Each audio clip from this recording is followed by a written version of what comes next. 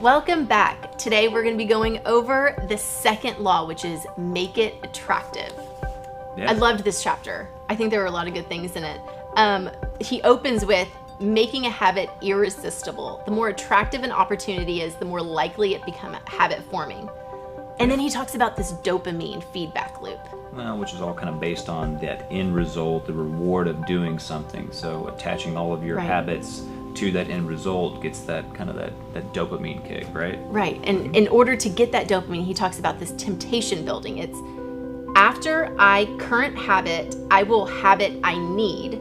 Something that you need to do. Something you need to do. After habit I need, I will habit I want. Correct. So James gives some really great examples on that sort of habit stacking, temptation building formula. Mm-hmm. After I get my morning coffee, I will say one thing that I'm grateful for that happened yesterday, the need. Mm-hmm. After I say one thing that I'm grateful for, I will read the news, which is something that I want to do. Right. It's the dopamine spike. It's Yeah. the thing that he So wants I to got do. that final reward, which is I get to read the news after I do the things that I need to do. Absolutely. So the next section, he talks about the role of the family and friends in shaping our habits. So the culture we live in determines which behaviors are attractive to us. Correct. We have a strong desire to fit in and belong to a tribe. Well, I think the easiest and simplest way, and I think a lot of people say this, is birds of a feather flock Yeah. together. So, It's just trying human to- nature. Yeah. You know? So trying to align the habits that you want to create or the person that you want to be and the people that would help facilitate that, right? I mean, if you want to be more, athletic and work out more, then hang out with people that have those same sort of interests. Yep. So, and he gives 3 groups of people that really influence our behavior. It's imitating the close. So that's our family and friends. Yep. We imitate the behaviors of our parents and how they handle conflict. Some people can even imitate how someone talks when they're around someone so much. I kind of do that. You do. You make fun of me for that. I do. But it's so true. The people around us and the people that are close to us, we imitate them. Yeah. The second For good thing, or bad. For good or bad. That's where this kind of comes into play. I mean, like I said before, birds of a feather flock together. Mm-hmm. You're going to hang out and do the things with the people that you're around the most. And so sometimes you may have to change your group of friends to get the outcome that you desire.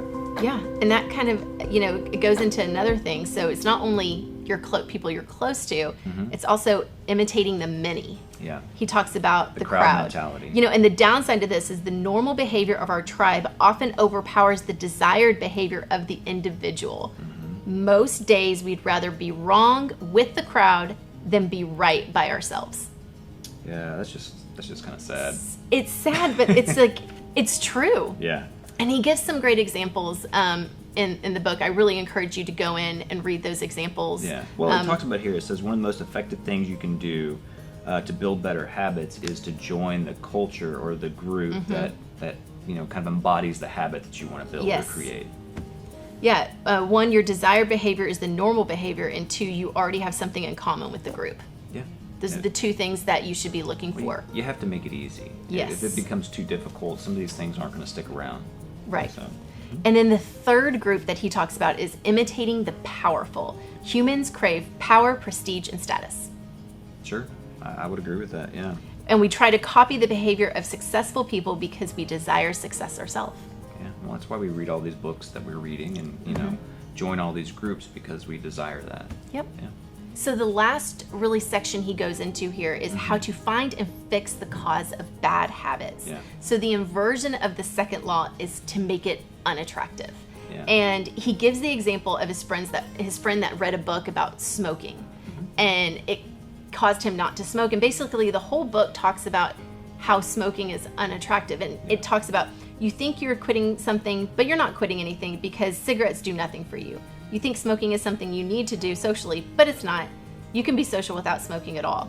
You think smoking is about relieving stress, but it's not. Smoking does not relieve your nerves. It destroys them.